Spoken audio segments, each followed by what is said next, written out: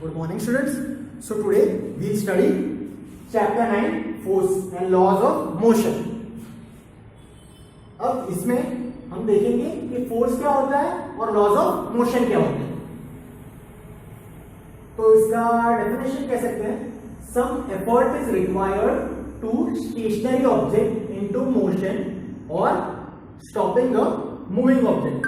मतलब कुछ ना कुछ एफर्ट चाहिए होता है हमें, या तो एक स्टेशनरी ऑब्जेक्ट को मूव करने के लिए या तो एक मूविंग ऑब्जेक्ट को रोकने के लिए. तो फोर्सेस कहां का यूज होता है? तो pushing, hitting and pulling of objects, इन सब चीजों में फोर्स यूज होता है. Now change the magnitude. आप इससे क्या कर सकते हो? तो change the magnitude of velocity of object, यानी उसकी स्पीड कम कर सकते हो, बढ़ा सकते हो. फिर डायरेक्शन उसका चेंज कर सकते हो फोर्स से. शेप, उसका शेप चेंज कर सकते हो. जैसे वो रबर बॉल होता है, उसको हम स्क्वीज करते हैं तो उसका शेप चेंज हो जाता है. फिर साइज, तो स्प्रिंग होती है तो उससे हम खींचेंगे तो उसकी साइज चेंज हो जाएगी. अब हम देखते हैं बैलेंस फोर्स. फोर्सेस के टाइप होते हैं दो, बैलेंस और अनबैलेंस. बैलेंस में क्या होता है? अब इसको ये एग्जांपल समझ में आएगा. एक वुडन ब्लॉक है जिससे स्ट्रिंग्स लगी हुई है दो साइड से, एक्स और वाई. ठीक है, दो साइड अपोजिट एंड्स पे. अब if block is pulled from both sides with equal forces, अगर दोनों साइड से खींचेंगे और इक्वल फोर्स लगेगा तो बॉक्स मूव नहीं होगा, वो जैसा है वैसा ही रहेगा. तो it does not change state of rest of object. वो जो रेस्ट के स्टेट में था उसी स्टेट में रहेगा, और इसीलिए उसको कहते हैं बैलेंस फोर्स, क्योंकि वो बैलेंस ही रहा, दोनों साइड इक्वल है इसीलिए.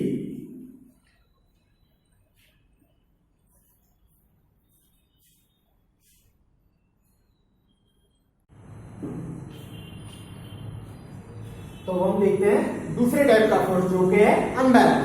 अब इसी एग्जांपल में if two opposite forces of different magnitudes pull the block. इसका मतलब है कि जो मैग्नीट्यूड, जो फोर्स हम लगा रहे हैं तो एक साइड से ज्यादा है और एक साइड से कम है, तो क्या होगा?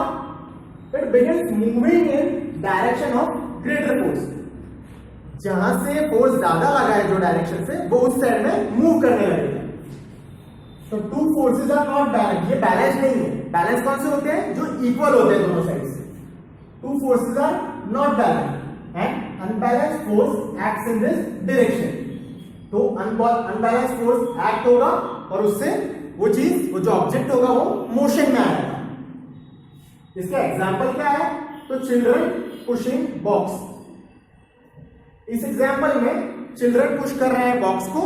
ठीक है, तो पुशिंग फोर्स लग रहा है और बॉक्स के नीचे पुशिंग फोर्स, और जमीन पे है फ्रिक्शन. वो दोनों अपोजिट डायरेक्शन में काम करते हैं.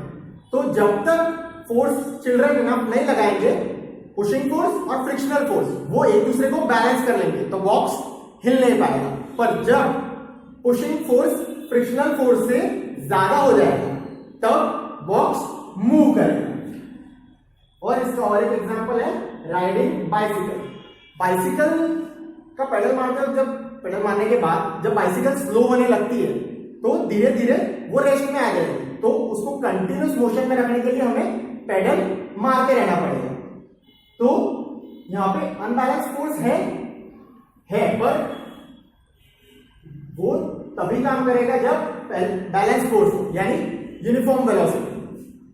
और जब वो रुक जाएगा तब अनबैलेंस फोर्स आएगा. मतलब उसकी स्पीड और वेलोसिटी को आगे बढ़ाने के लिए या फिर डायरेक्शन को बदलने के लिए तब अनबैलेंस फोर्स काम में आता है. अब देखते हैं फर्स्ट लॉ ऑफ मोशन. अब गैलीली करके था, उसने कहा था कि objects move with constant speed when no force acts on them. और उसने एग्जांपल्स यानी एक्सपेरिमेंट्स किए थे. जैसे मार्बल होता है ना, तो उसने एक साइड से मार्बल दो इंक्लाइन प्लेन रखे ऐसे वी शेप में अलग अलग एंगल्स पे. तो स्टार्टिंग में उसने ये डिड्यूस किया, मार्बल फेंका एक साइड से, और उसने ये डिड्यूस किया कि हम जिस वेलोसिटी से एक साइड से फेंकेंगे तो दूसरी साइड भी वो उसी वेलोसिटी से जाएगा और उतने हाइट तक पहुंचेगा। फिर हम जैसे जैसे एंगल्स का रिड्यूस करते जाएंगे तो वो हाइट तक पहुंचेगा, तब तक हो जाएगा वो हाइट तक। और जब हम उसे हॉरिजॉन्टल यानी 0 पे ला देंगे तब वो कंटिन्यूस होता रहेगा। पर ऐसा प्रैक्टिकल नहीं है, तो प्रैक्टिकल हो नहीं सकता।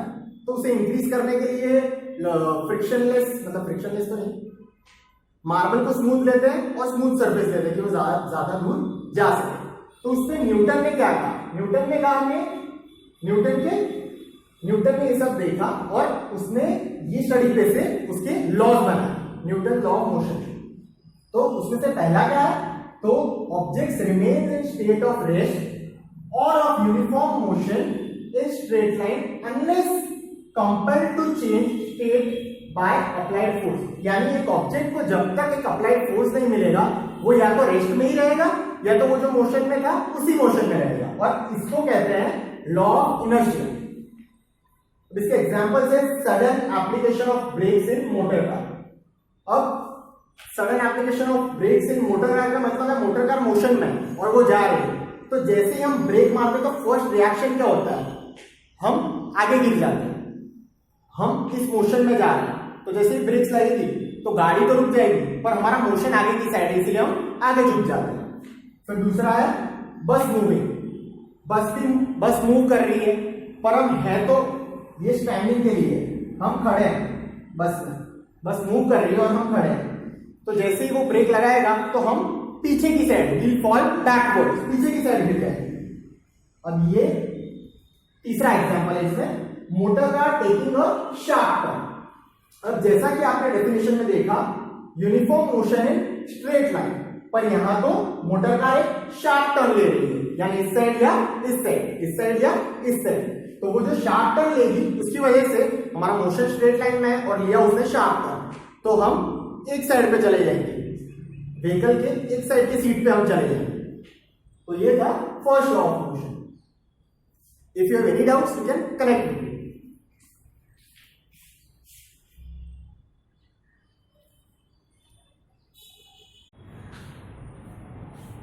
Good morning students. सो हमने कल पढ़ा था कि फर्स्ट लॉ क्या होता है। Chapter is force and laws of motion, chapter 9। तो कल हमने पढ़ा था कि फर्स्ट लॉ क्या होता है मोशन का, वो इनर्शिया से रिलेटेड था। तो आज हम पढ़ेंगे कि इनर्शिया होता क्या है, इनर्शिया एंड मास। तो there is a resistance offered by an object to change its state of motion. मतलब ऑब्जेक्ट जिस स्टेट में होता है उसी में रहना चाहता है। ये प्रॉपर्टी यानी वो अगर स्टैटिक या रेस्ट पे एक जगह तो वो रेस्ट पे ही रहना चाहेगा, और अगर वो मूविंग है तो उसकी टेंडेंसी है मूव ही करते रहने की। तो इस प्रॉपर्टी को, इस टेंडेंसी को कहते हैं इनर्शिया। इसका एग्जांपल है, हम ये मास से कैसे रिलेटेड है, तो इसका एग्जांपल है फुटबॉल, जिसको हम किक करते हैं एक सर्टेन पावर से तो वो दूर तक जाता है, पर उतने ही पावर से अगर हम स्टोन को करेंगे तो वो तो शायद इतना मूव भी ना करे पर हमें इंजरी हो जाएगी। फिर कार्ट ट्रेन के कंपैरिजन में लाइट वेट है तो वो मूव हो सकती है, पर ट्रेन को मूव करने के लिए ज्यादा फोर्स लगेगा। फिर है कॉइन्स। तो कॉइन्स में एक इलस्ट्रेशन है, इसके लिए एक इलस्ट्रेशन है। हम 5 रुपये का कॉइन और 1 रुपये का कॉइन लेते हैं, तो वो एक ग्लास पे रखते हैं और ग्लास पे हम एक कार्डबोर्ड रखते हैं पतला सा और उस पे रखते हैं कॉइन। अब एक ग्लास पे हम कार्डबोर्ड के ऊपर रखते हैं 5 रुपये का कॉइन और दूसरे पे रखते हैं 2 रुपये का कॉइन। कम फोर्स किस पे लगेगा, 2 रुपये के कॉइन पे या 1 रुपये के कॉइन पे, जो भी हम लेते हैं। तो heavier objects offer larger inertia. जो हेवियर ऑब्जेक्ट्स होते हैं, यहाँ जिसका कंपैरिजन किया गया है, यहाँ पे स्टोन, यहाँ पे ट्रेन और यहाँ पे 5 रुपये का कॉइन, तो हेवियर ऑब्जेक्ट जो होते हैं उसमें लार्जर इनर्शिया होता है, मास, हेवी मास, तो लार्जर इनर्शिया। अब हम देखते हैं second law of motion. First law हमने कल पढ़ा था, आज सेकेंड लॉ देखेंगे। तो impact produced by objects depends on their mass and velocity. Impact जो भी ऑब्जेक्ट प्रोड्यूस करता है तो वो डिपेंड करता है उसके मास पे और वेलोसिटी। क्वांटिटी, एक क्वांटिटी होती है इंपॉर्टेंस की, जो कंबाइन करती है मास एंड वेलोसिटी, उसको कहते हैं मोमेंटम। टी यहां पे मोमेंटम का सिंबल है। मोमेंटम हैज बोथ डायरेक्शन, इसके पास डायरेक्शन भी है, और मैग्नीट्यूड, मैग्नीट्यूड यानी नंबर। इसका ऐसा यूनिट है किलोग्राम मीटर पर सेकेंड स्क्वायर। ये कैसे आया? तो मास से आया किलोग्राम और वेलोसिटी से आया मीटर पर सेकेंड स्क्वायर। मीटर पर सेकेंड है, यहां स्क्वायर नहीं है, मीटर पर second. Force necessary to change momentum of object depends on time rate at which momentum is changed। यानी फोर्स जो चाहिए हमें चेंज करने के लिए मोमेंटम किसी ऑब्जेक्ट का time interval, time rate interval T में, which T on time rate at which, वो टाइम रेट चाहिए जहां पे मोमेंटम चेंज हो रहा है। तो इसका फॉर्मूला बनेगा rate of change of momentum, rate of change of momentum is proportional to unbalanced force in direction of force. Rate of change क्या हुआ? प्रोपोर्शनल है, रिलेटेड है। Rate of change of momentum is proportional to unbalanced force in direction of force. तो ये second law of motion समझ में आ गया।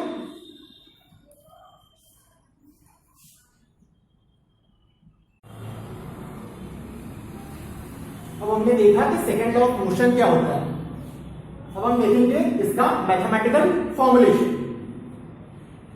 तो यहां पे हमने इनिशियल वेलोसिटी ली है u और फाइनल वेलोसिटी ली है v। मास हमने सेम रखा है और टाइम इंटरवल t रखा है। तो यहां पे हम देखने के लिए t1 को लेते हैं mu और p2 को लेते हैं mv। अब change is proportional to T2 minus T1। तो उसका मतलब क्या हुआ? इस proportional to यहां क्या लिखा है हमने? वैल्यू P2 की डाली हमने MV माइनस T1 की डाली हमने MU। तो is equal proportional to M को हमने कॉमन ले लिया और V minus U, final velocity minus initial velocity. अब ये रेट ऑफ चेंज क्या होगा? तो इस प्रोपोर्शनल टू जो हमने वहां पे लिखा था वो, पर अब जब रेट आ गया इसीलिए टी आ जाएगा, time interval upon T is equal to, और force is proportional to M into we minus you by T. Same ही चीज है, पर यहां पे हमने फोर्स लिखा है। अब force is equal to k m into we minus you by T.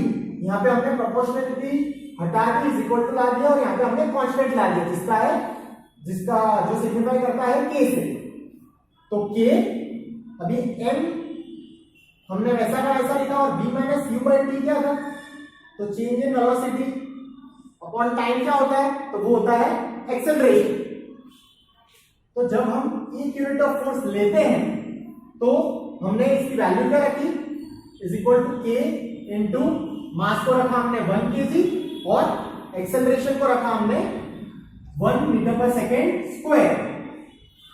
तो F is equal to, force is equal to ma यानी मास इंटू एक्सेलरेशन, और force is equal to m v minus you by t जो हमने ऊपर देखा था, और ft ये हमने t यहां पे ले लिया, ft is equal to mv minus mu। तो जब u और v जीरो हो जाएंगे तो बाकी सब भी जीरो हो जाएगा। तो इसका मतलब वो रेस्ट पे है। अब हम देखते हैं third law of motion. When one object exerts a force on another object, second exerts force on first object. तो इसका मतलब है कि जब भी फोर्स लगाते हैं तो दूसरा ऑब्जेक्ट भी उतने ही मैग्नीट्यूड का फोर्स लगा रहा है अपोजिट साइड से। जैसे कि दो फुटबॉल प्लेयर है, वो एक ही साथ किक मारने आया बॉल को, तो बॉल अगर मिस हो गया तो उन दोनों को लगेगा और इक्वली लगेगा। They are equal in magnitude, पर उसका डायरेक्शन अपोजिट होता है। Forces acts on different objects, never the same. ये फोर्सेस जो हैं वो हमेशा डिफरेंट ऑब्जेक्ट पे काम करते हैं, नेवर द सेम। जैसे एक ने दूसरे पांव को लगाया तो दूसरे ने पहले पांव को लगाया, ये फुटबॉल वाले एग्जांपल में।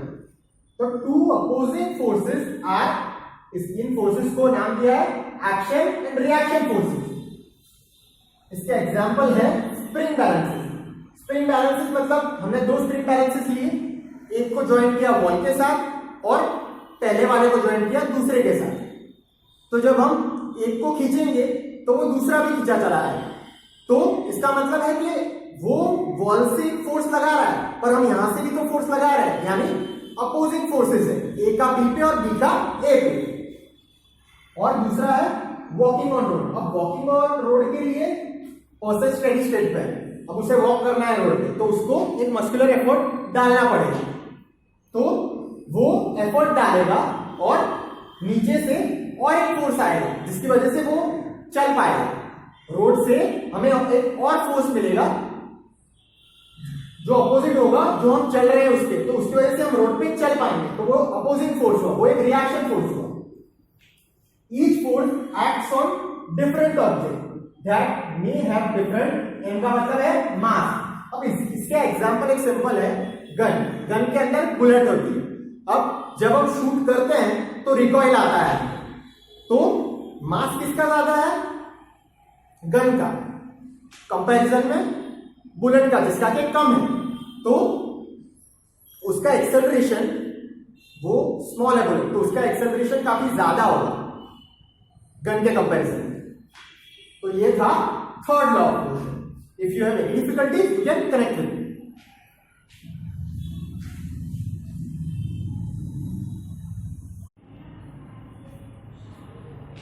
Good morning students. So today we learn chapter 9 force and laws of motion. हमने कल क्या पढ़ा था? हमने सेकेंड और थर्ड लॉ पढ़े थे मोशन के। आज हम देखेंगे law of conservation of momentum. Conservation यानी कंजर्व करना, बचाना। तो टू ऑब्जेक्ट्स ऑफ मासेस, ये हम एक्सपेरिमेंट ले रहे हैं समझने के लिए कि law of conservation of momentum होता क्या है। टू ऑब्जेक्ट्स लेते हैं यहाँ पे, तो ऑब्जेक्ट्स में हम लेंगे two balls, two objects of masses ma and mb, उनका मास है ma और mb। They travel in same direction, वो एक ही डायरेक्शन में जा रहे हैं along a straight line at different velocity. उनकी वेलोसिटी डिफरेंट है, क्या है? ua बॉल a की और ub बॉल b की। अब इफ सपोज के ua is greater than ub, ua ub से ज्यादा है, और जब ये दो बॉल कोलाइड करते हैं तब ड्यूरिंग कोलिजन टाइम इंटरवल होगा t। बॉल ए जो होगा वो ऐसे कोलाइड कर रहे हैं, बॉल ए और बॉल बी, तो बॉल ए जो होगा वो एक्सर्ट करेगा फोर्स जिसका नाम होगा FAB ऑन बॉल बी। जब कोलाइड करेंगे तो ए बी पे कौन सा फोर्स मारेगा? FAB।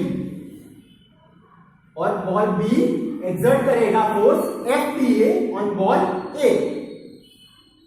अब VA and BB are velocities of two balls after collision. ये इनिशियल था, अब ये कोलिजन के बाद वाली वेलोसिटी है VA और BB। मोमेंटा ऑफ बॉल ए, यहां पे मोमेंटा मैंने लिखा है क्योंकि वो प्लूरल है मोमेंटम का। Momenta of ball A before and after the collision are MABA और MAUA एंड MAVA। ठीक है, momenta of ball A before and after collision क्या होगा? बिफोर तो MAUA और आफ्टर तो MAVA। अब rate of change of its momentum, rate आया यानी टाइम आ जाएगा, रेट ऑफ चेंज आ जाएगा। Rate of change of its momentum, तो वही फॉर्मूला, MA कॉमन ले लिया है, MA VA minus UA upon T, और सिमिलरली ये FAB था, ये FBA है। Similarly FBA is equal to MB common ले लिया है, BB minus UB by T।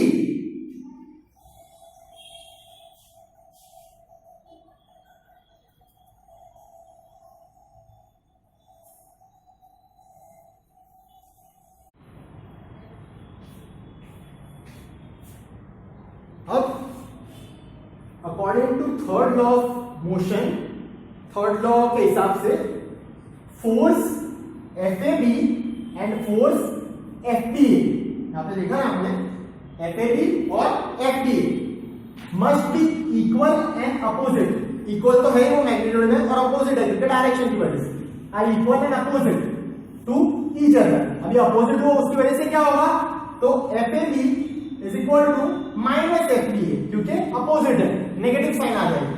और इसको हम कैसे लिख सकते हैं, तो FAB क्या था, ये MA VA minus UA by T is equal to MB, यहां माइनस आ जाएगा, और MB VB minus UB by T।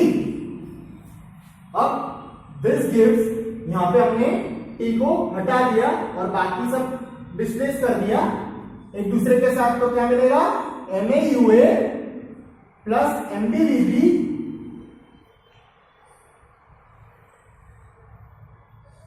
MA UA plus MB VB is equal to MA VA plus MB VB। ठीक है, science change हो जाएगी क्योंकि हमने इज इक्वल टू के दूसरे साइड ले गए। अब since MA UA plus MB UB is total momentum of two balls A and B before collision. अब ये जो है वो बिफोर कोलिजन, यानी कोलिजन के पहले ये था total momentum MA UA plus MB UB, तो इसका ये होगा इसका फाइनल आफ्टर कोलिजन वाला। MA VA plus MB VB is total momentum after collision. Sum of momenta, इससे क्या पता चला, इससे ये पता चला कि सम ऑफ मोमेंटा, वापस से प्लूरल है इसीलिए, sum of momenta of two objects, यहां पे हमने कॉल्स लिए two objects before collision is equal to sum of momenta after collision. Same ही है ना, प्रोवाइडेड, कब तक, provided there is no external unbalance force acting on them, कोई अनबैलेंस एक्सटर्नल फोर्स ना हो, तो sum of moment of two objects before collision same ही होता है sum of momenta after collision. और इस चीज को, ये लॉ को कहते हैं हम law of conservation of momentum. If you have any doubts, you can connect with me.